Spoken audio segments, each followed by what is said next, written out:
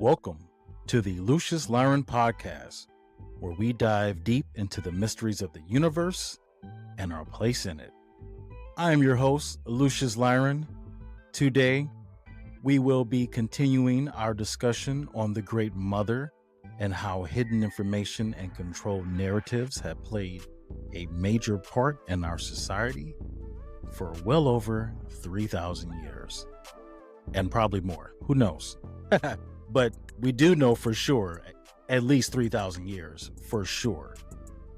And this second part that we're going to get into in this particular chapter of my book is going to ruffle some feathers. And this is not to, keep in mind, guys, I want you guys to really keep this in mind, is that the things that I'm talking about and the things that I'm sharing with you, do not take it personal. And the reason why I say don't take it personal is because you guys aren't the ones that are writing these narratives and all this control information that we have in our society right now. You can't take anything that I say personal, because this is not meant to be personal. This is meant to be educational. And I think that's the issue with us adults, is that we feel that we cannot be re-educated about things because we think we know every freaking thing, but we don't know all the things. We really, truly don't. And because of that, we need to always be open-minded to new information that it's only new to us because we haven't been told this information, but it's not new. This is something that has been around for a very long time. And this is something that we all need to pay attention to. And I feel like as a male, we have to understand the female because we came from a female. And so it's important to have that versus having this notion of thinking that we are here to control females and be over females. Is just a ridiculous mindset to have. And to think that, and this is going to go to Andrew Tate with that dumbass post that he made about how that if men are having sex with women because it feels good, then that means that they're gay. That is the most dumbest, ignorant thing I've ever heard coming out of somebody. And it makes you look even more dumb, even saying some stuff like that, because if you're one of the men that think that it's only supposed to be meant for breeding, then check out this podcast episode, because I'm about to tell you some scientific stuff that may blow your little simple-minded mind, Andrew Tate. So anyway, yeah, so we're gonna get into this, and I'm gonna sit up here and show you how, and even prove how, what makes us so unique from all the other mammals and creatures here on this planet is that we can have sex and it be for pleasure and be for enlightenment and not just only for reproductiveness. That's not what it's just here for. There has been plenty of scientific proof of this. Okay. So we're going to dive deep into that. And I'm also going to, there's a part that we're going to get to that might be a little triggering for people, but it's going to talk about marriage and talk about the concept of marriage based on how we know of it today, and not really based on it as just it being truly just a union of souls coming together. Be prepared for that. I'm just giving you a heads up, little warning for that, because it's time for us to stop being ignorant about things, and it's time for us to start being mature about stuff and start looking at things at a different perspective. Because the one thing that you will always get from me is something that is going to be unconventional and something that may be controversial, only because I don't agree with controlled narratives and I don't agree with the state of society that we're in, because we are not thinking like an advanced civilization, we are still thinking very barbaric in a lot of ways. And this is not to, like I said, put anyone down. This is to encourage us to do better and be better, period. And if you are a person that can't stand correction in the sense of, hey, you were taught something that you may not be right about. So it's okay to have a little correction in knowledge because that is all part of really what a true scientist is. You're going to have experiments and this you learn. This is how you know if something is factual and something is not factual, is you have to have the experience or the experiment of something in order to see, because the word science means to know. If you are scared to know things, then you're just a person that just wants to, I don't know, stick with just goofy ass trends and stuff that is not going to help and push our society to move forward. And like I said, one of my biggest pet peeves is when I see ignorant people saying ignorant stuff. And these are people that have people that look up to them, especially for men. I'm tired of these men saying this wild, outlandish stuff. Clearly, you're a man who is not educated. And you know who I'm talking about because I'm not going to repeat your name again. All right. So here we go. With such radical changes in the female body alone were enough to trigger the hominization of the species.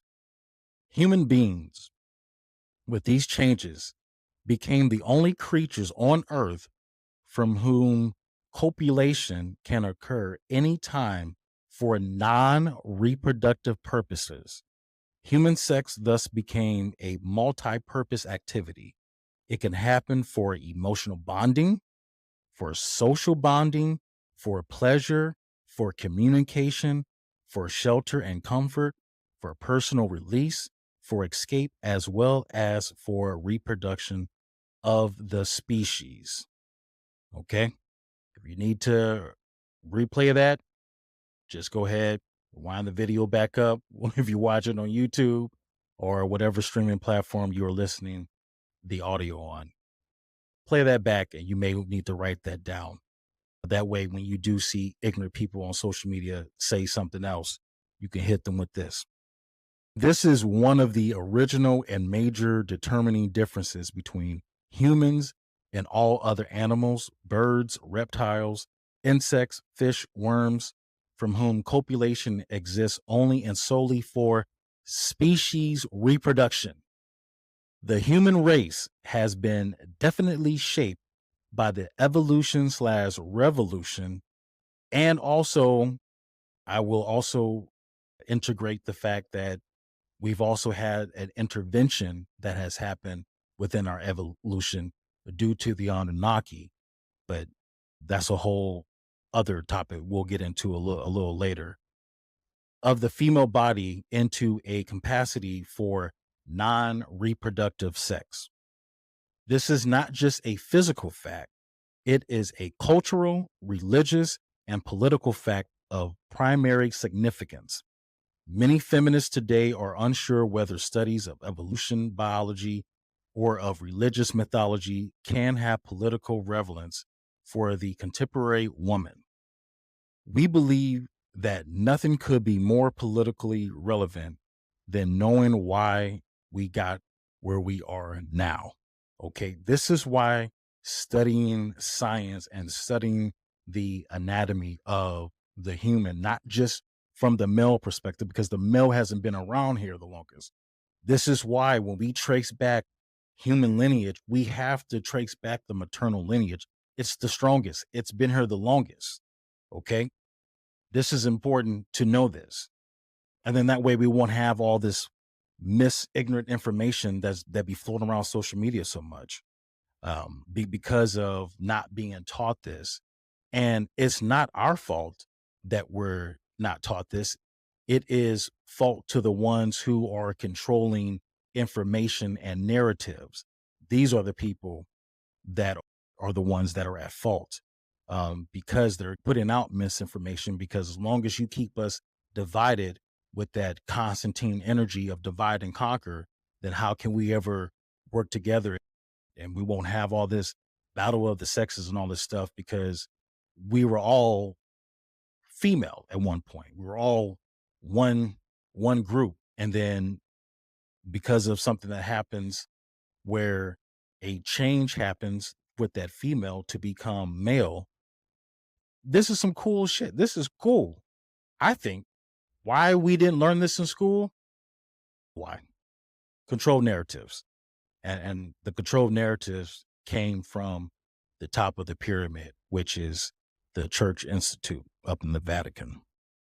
All right. So here is a part that may even offend some people, but we have to know where things have been instituted from, and so that way we can have a better understanding of things and really just understand what it truly means to really have not only just unconditional love, but have love that's not based on particular conditions. And this is why I don't like using certain terminology, because I have come to realize the importance of words.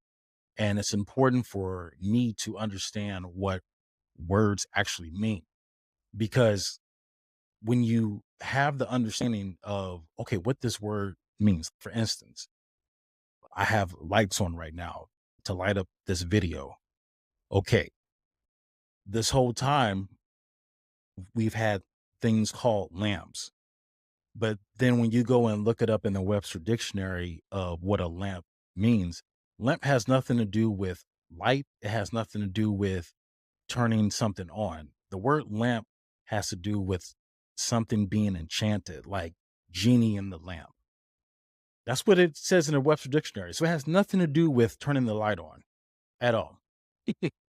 So we have to define what words mean, and where certain words even originate from, especially when we get into English. English is such a chopped up, coded language, which is why in hip hop you can do so many double entendres and stuff like that, because words have multiple meanings, and also words have words inside of them too as well. And that's a whole other thing.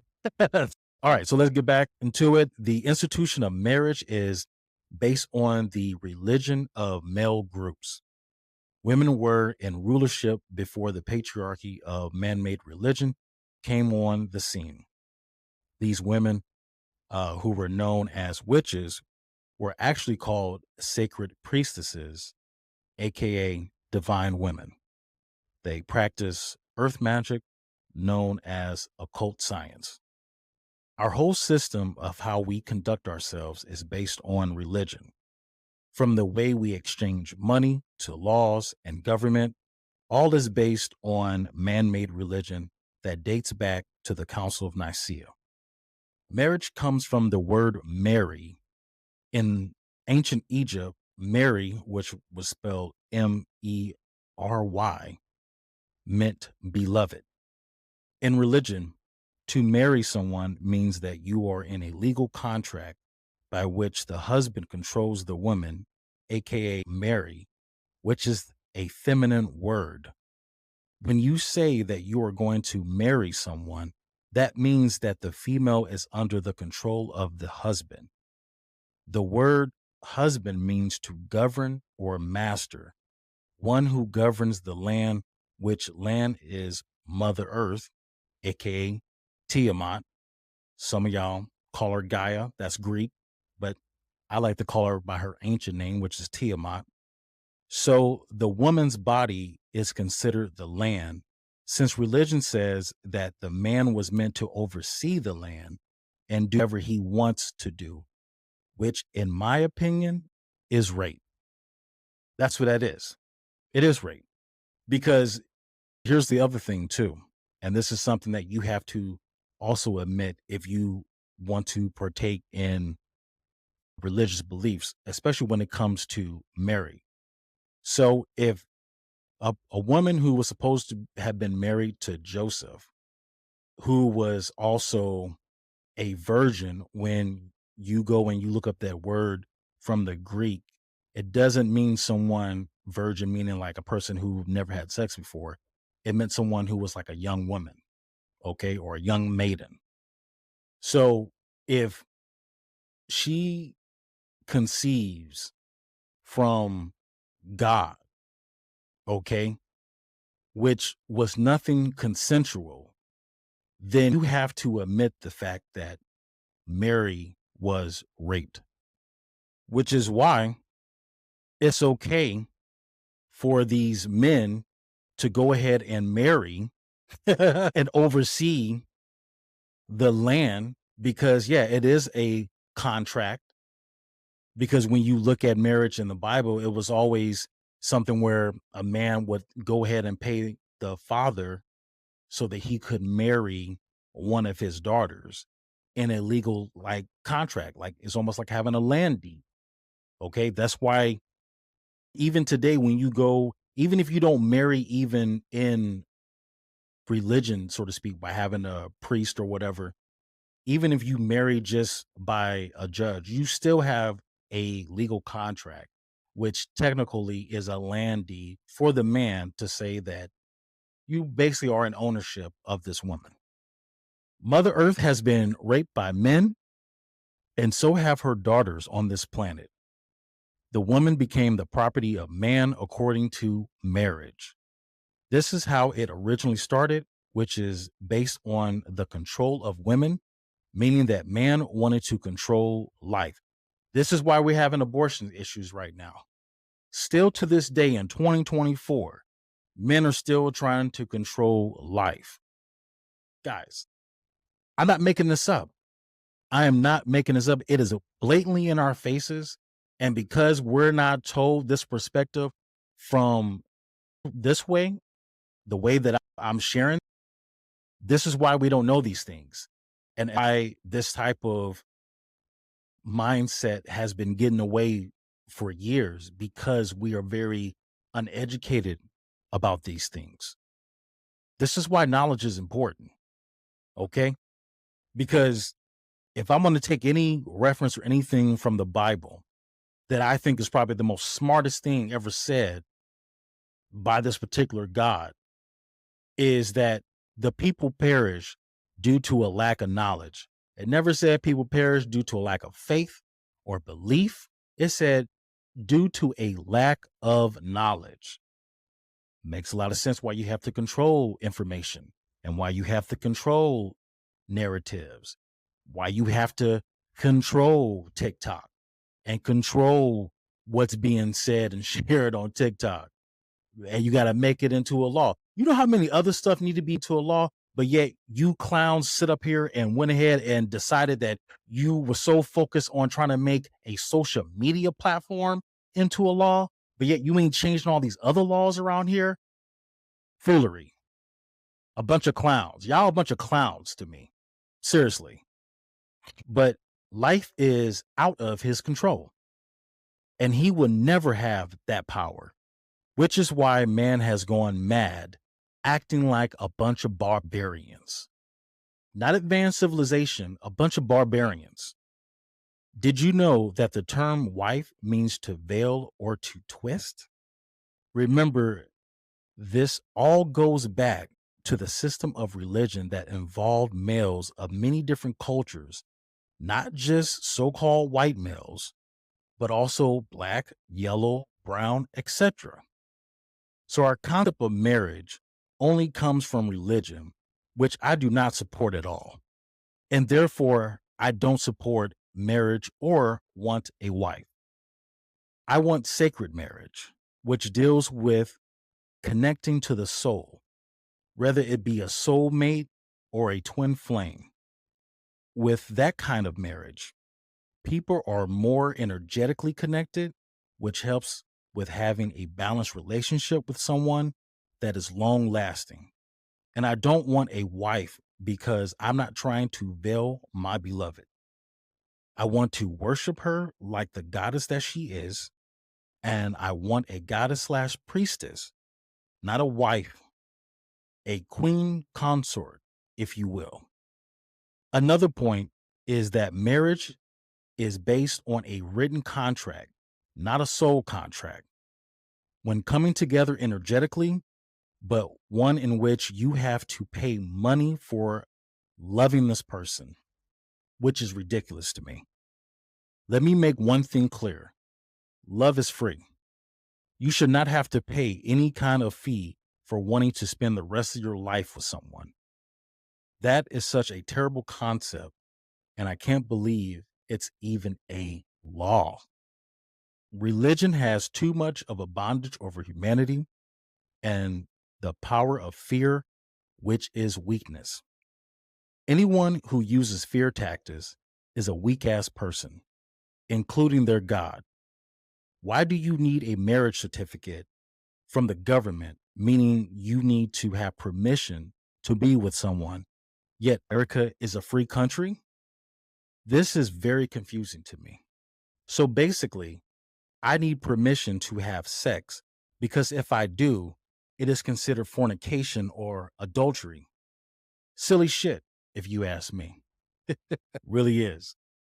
And what's funny is that the word fornication means a prostitute or a group of women who would come and sex up the Romans, aka whores, according to religion.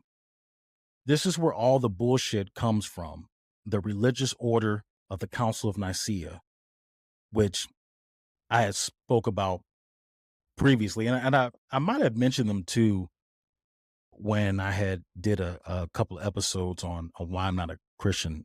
I believe I shed a little bit of light on the Council of Nicaea, but that might be something that I might have to do just its own kind of episode, strictly based on the Council of Nicaea and just giving you guys some historical dates that they have written down because they felt that they had so much success. And they did. They had success in darkness and having an evil mindset. And yeah, nothing that will withstand time, that's for sure. So, how they twisted up the mind is basically saying that a woman who was not married was considered a fornicator, aka a prostitute. Remember, wife means to twist. And politically, that is what Constantine and his brotherhood did in the history of marriage, which is based on control by a group of men. All these terms that we use: wife, marriage, fornication, and adultery, these are all words that didn't come up until the late 1500s, which puts us close to the 1600s when we had the authorized version of the King James Bible, which, as I mentioned before, is only 500 years old, not 2,000 years old, as some may believe. The word believe contains the words lie and e. So to believe is to be a lie to e. Did you know that the word virgin only applied to women and not males? Because before a woman has sex, there is some part of the skin that protects the opening of the yoni. And when a man penetrates through the opening, which is how you know that she is a virgin, it is supposed to consecrate the marriage. This is why the Virgin Mary has played such a role in the church towards making women feel shameful of their femininity. Women are connected to the moon because the moon is a part of Earth, which is another reason why they have degraded and demonized the earth, moon, and women. The system of religion is based on male dominance and control. That is all. Not God, but control of the knowledge and humans. We all come from our mothers, so why do we treat them as property, which to me is very stupid and barbaric. So no, I'm not for marriage, but for sacred marriage with your soulmate or twin flame. I cannot participate in a system that was based on the control of females. This is something I consider to be evil, meaning living a backwards life. A lot of you may not agree, and that is okay. But once you have obtained knowledge, you are responsible for what you know, not what you believe. Yo, that is true. That is very true for me. And this is why, for a lot of people, I come off very unconventional because I am. I have to be true to myself and I have to be true with what I am being shown. And for a person who was trained in ministry to be a minister and to basically run a church, I'm so glad that I didn't do that. Because if I did, for me, that would be me becoming Darth Vader, in my opinion. Because if you know something not to be right and you still pursue it because you're worried about prestige or money, then that's just some karma I don't want to deal with. And clearly, we're seeing a lot of people having some repercussion of some karma, especially up in Hollywood. Just saying, don't want that kind of smoke from the universe. The concept of marriage suppresses the beautiful, sacred feminine energy, which is her sexual energy. No woman or male should have to submit to anyone else unless they choose to submit. But to be forced into submission is wrong because you take away that person's free will and freedom of choice. Okay, Diddy. The term mistress goes back to the term master, which is the original wife known as the consort. Once you start to understand the language of words, things will begin to open up to you in a new light.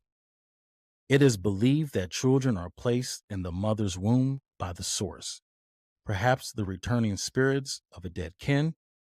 The man cannot relate to the children as his property. In other words, they come from the mother, through the mother, and belong to the spirit world.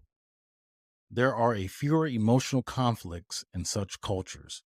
In some very interesting clinical experiments conducted between 1975 and 1979, a variety of female, male, and adolescent psychotherapy patients who received the subliminal message, "Mommy and I are one," flashed on I believe it's called a tetrascope. I believe is how you pronounce it, a tetrascope screen, were much more successful and permanently successful at losing weight, stopping drinking and smoking, and overcoming emotional problems to improve reading skills than were patients receiving neutral or no subliminal messages. That's very interesting. Designed by psychologist Lloyd Silverman of New York University, and it's also described in his book, The Search for Oneness. These studies show that successful overcoming of problems, mature development does not come from severing early infant, I can speak, the early infant sense of unity with the mother, but from reestablishing it.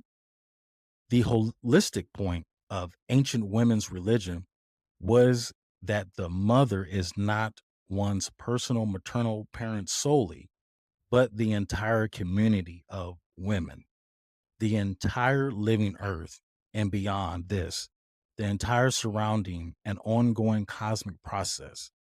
One could not be alienated because one is always within this process, as it is always within the self. Unless, of course, such knowledge is suppressed from the outside by patriarchal conditioning. Truly, our very sanity is at stake with continuing patriarchy and the denial of the cosmic self, the goddess within us all, and us within her. Our history as a species is stored in our genes, and no matter how hard patriarchy tries to suppress our past matriarchal history, it keeps booming up to the surface in worldwide archaeological findings, icons, and myths and in our dreams. Witchcraft, in and of itself, is very empowering for women. You know that all of your power is just really, truly within yourself. One of the most powerful aspects any woman can have is owning her sexuality and not being afraid of that power and not being afraid to use that power. The European root for heal, which is also kill, Kel, also meant a concealed sacred place, which is also a dramatic halio, I believe, and was probably related to Halig, meaning holy.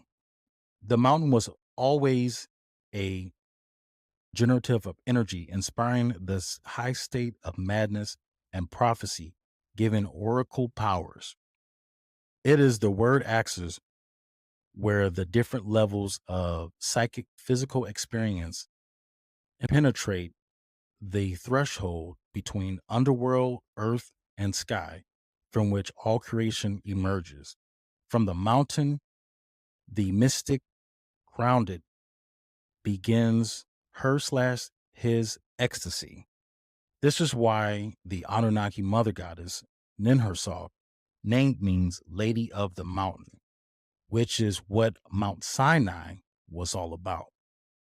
Now, keep that in mind. Now, we have all these different mountains, and one of my favorite mountains is Mount Shasta. And you hear a lot of people, you have some people that say it's like the root chakra. And then, if I'm not mistaken, there are some people that think it's also the heart chakra as well, or it moved to the heart chakra. I don't really truly remember that article that I was reading. But anyway, mountains represent the connection with the mother goddess, and Mount Sinai being close to, and I wonder if I'm going to end up saying this, but so apparently Mount Sinai is also close to Hathar's temple that's located in Egypt, actually. So that's very interesting that I believe on the top of the temple, there were some people that had said that they discovered some kind of manna on top of there. So it's really interesting with Mount Sinai and then the manna being on top of Hathar's temple, which I believe is called Dendera. All right. The moon is the magical powers, the mind, manas, inspiration, and ecstasy trance. Being a moon force is a double edge, like the double axe lapras. It can spin in either direction like the moon wheel. Its spiraling gives knowledge and energy for both creation and destruction. The moon tree is the place of generation, the place of the dead, the place of regeneration, the spine. Spirit is the fruit, daughter/son of the maternal tree. Kundalini, the vital serpent. The word mother is an electromagnetic force. The fiery breath of the dragon is an actual power which, when roused into action, can easily destroy as it can create. And we're wondering why this is coming back up in the year of the dragon. In the year of the dragon, in the same week that we're also having the full moon in both Scorpio and Western, and then I believe it's, oh my gosh, in Libra in Vedic astrology. So the balancing of scales. And I just told you that the original name of Earth is Tiamat, which also represents the dragon. Yeah, it's just a lot of connection, which is why I say it's important to understand words, because the word Earth means land. So technically, there's many Earths. Mars is Earth because it has land on it, but yet we call it Mars. But why is it specifically with this planet? We just call it Earth. We don't call it Tiamat. We want to call it Gaia, and that's cute, but that's Greek and that's not ancient. I'm cool with all the cute stuff. That's fine. But me, if you're going to ask me who I feel the name of this planet is, I'm always going to tell you Tiamat because that's the origin, that's the original name, and the name that's been around the longest compared to Gaia. What is true of any natural power, lightning, fire, water, wind, is also true of spiritual power. Great energy is also great danger. Within the goddess, everything is real.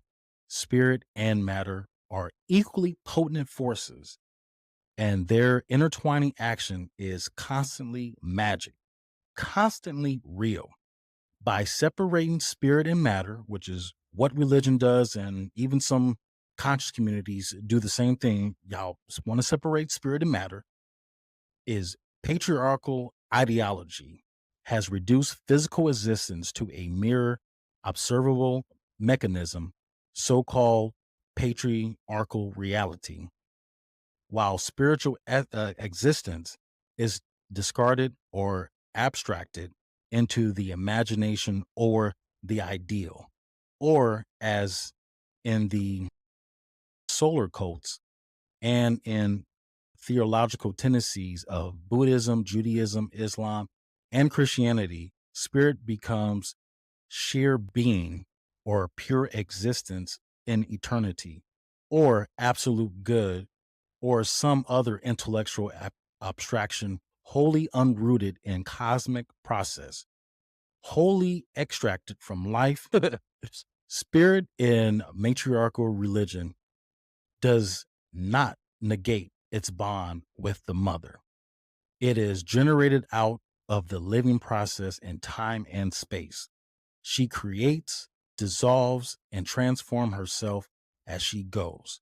Spirit and matter spiraling together are both herself and equally real.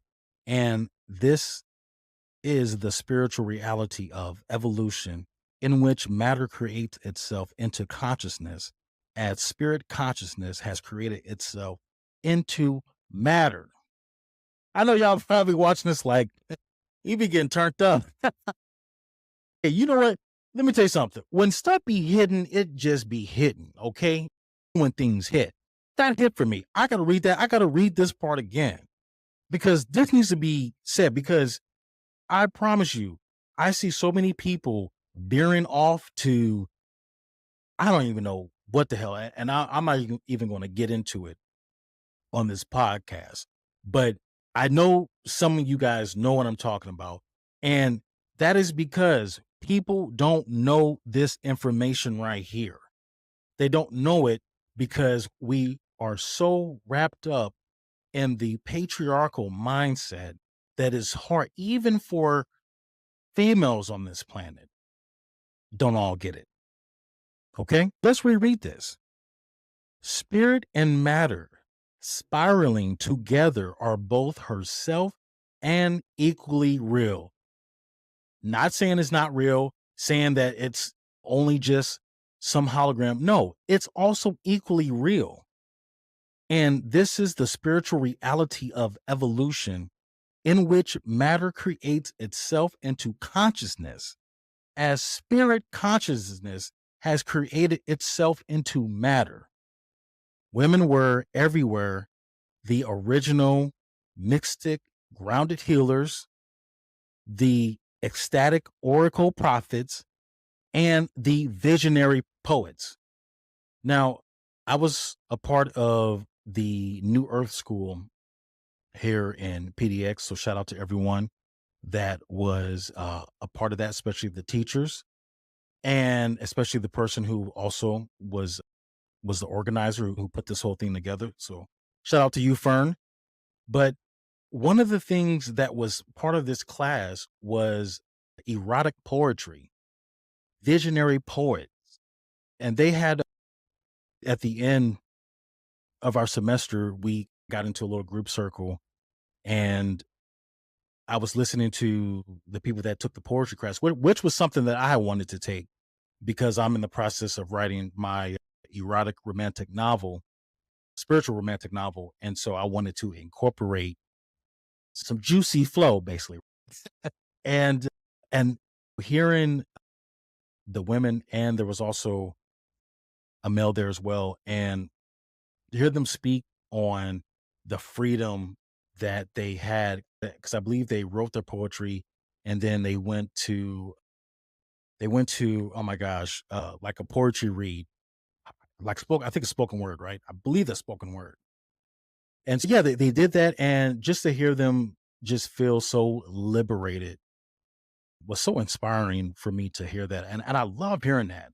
And it's so wild to now be reading this part and to just remember what I just heard like a couple of days ago about that. And which here it is, the visionary poets. It's amazing. The natural art of prophesying, uh, divining, receiving, and channeling psychic biological energy from the earth and from the moon. This is woman's original and organic province. The moon fruit is the highest transformation form of the earth seed, the place of physical rebirth, sublimated seed, and integrated power.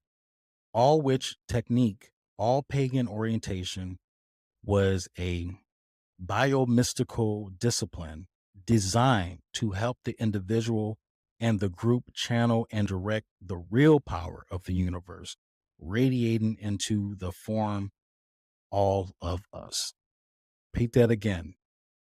Biomystical discipline designed to help the individual and the group channel and direct the real power of the universe, radiating into and from all of us, meaning both male and female, all of us. Okay. So when you hear me speak about this and hear other people speak about it, we're not demonizing anyone. We are educating people. We need to be re educated on this. This is going to help us move forward in this age. If we have to relearn stuff, it comes a point where you can't just keep believing the same thing for years just because you've been believing it for 10 years. Yeah, you just can't, because then it's like, where is your growth at then? You have no growth. And when you have no growth, then what's the point? There's no point. You're just going to just stay in the bullshit the whole time. Come on. Like I said before, we have to grow up. Women were the first bearers of this technique since it emanates from their own bodies and psychic processes. Women are tied directly to the mantic moon by both a mental and a blood cord. Even after the Apollo cult took over the shrine at Delphia, or is it Delphia or Delphi? I don't know which way you pronounce that. I believe it's Delphi, and declared that God was henceforth the sun, the resonance mantic remained a woman. The Sibyl, a woman inspired only at night by moonlight. That is wild that they called them the resonant mantic, remained a woman. That's crazy. Okay. Mystic grounded healers, or what some will call shamanism, inspiration, mysteries of drunkenness, vision, madness, ecstasy, leading to expansion of consciousness. These are the transformative process of the goddess. They can all be quite dangerous. The patriarchy has forbidden, outlawed, repressed these activities for a millennia, and for political reasons, while claiming to protect us from the dark moon, the destructive edge of the crescent axe. It also prevents us from making contact with the creative powers of the moon mother. The dark side is real, spiritual and psychic death from the drinking of sama, poisoning, loss of ego, negative orgastic rights, extinction and madness, experiences of dissolution, rejection, utter deprivation, and the death mysteries of the terrible mother. All are real. As Inanna slash Ishtar was hung up on the nail in hell by, man, how do you pronounce her name? I believe it's like Urkish, Urkish Gal, which she was known as the death goddess. And this is the importance of the ancient symbols, myths, and techniques of all rites of initiation and occult doctrines. They can help one get through the danger center of the spiral and emerge transformed on the other side. They help turn personal psychosis into sacred transformation. Now, this is really an interesting section, and my apologies for butchering some of these words, but this goes into also, this is why real spirituality is nothing to be played with, and why it was so important to have someone who was considered an elder. And what I mean by elder, I don't mean someone's like an older person, someone who was a person that was advanced in what they practice in.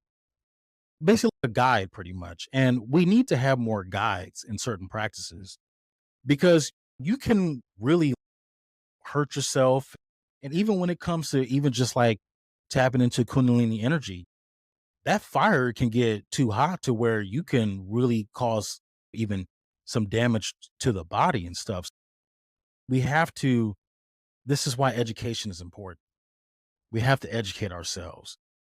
And it would behoove anyone that is trying to seek any path to make sure that you have some guidance on what you want to participate in, because it could be not a great experience for you. And I'm not saying that all your spiritual experience is going to be just rainbows and drops, because we do have the dark night of the soul and everything. But we have to be mindful of like certain practices. And even if you also engage into any, whether it be like DMT or LSD, all that kind of stuff, you want to do it in ceremony and have someone who is there to facilitate that for you and stuff, especially when you are a newcomer. You want to have someone to facilitate that space for you. It's important to have sacred space and all this. It is precisely at the extreme negative point that the dark moon turns and shifts into the opposite pole of ecstasy and illumination. It is at this point that the moon journey can lead either to madness or a luminous experience of immortality. At the fusion of the double spiral, there is a vortex and winds of disillusion. Beyond is a still center and the bliss of union. Transcending the opposites, one can experience the shift from one pole to the other and contain within consciousness an active and understanding of this process.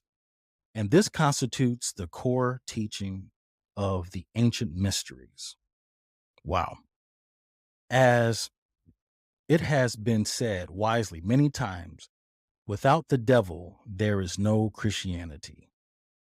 With the good God forever at one pole and the bad devil forever at the other, the human mind under Christianity is locked forever into a battlefield of dualistic antagonism with no hope of transcendence and no hope of maturity. No hope of maturity. And what have I been saying this whole time is that we have to grow up and we have to mature. Okay. It's very important for us to do that. So anyway, I want to thank you all for joining me on the Lucious Lyran podcast. If you had found value in today's episode, please share it with friends and family. And don't forget to subscribe for more content like this.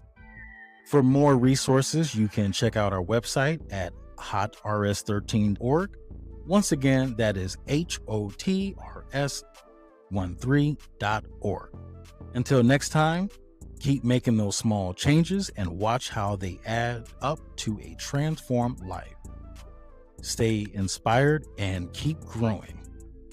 Join me again next time because we will be diving back in to this whole segment. Like I said, I'm going to be doing this particular piece for the duration of Taurus season. So until, May 21st, around there, between May 20th and May 22nd, I believe, is when Gemini passes through. This is what we're going to be talking about over these next few episodes. This is definitely some important stuff that we need to talk about right now after having these eclipses and having Jupiter conjunct Uranus and the full moon in Scorpio and Libra. So yeah, we got a lot of stuff coming up to the surface. So yeah, always remember to live in power.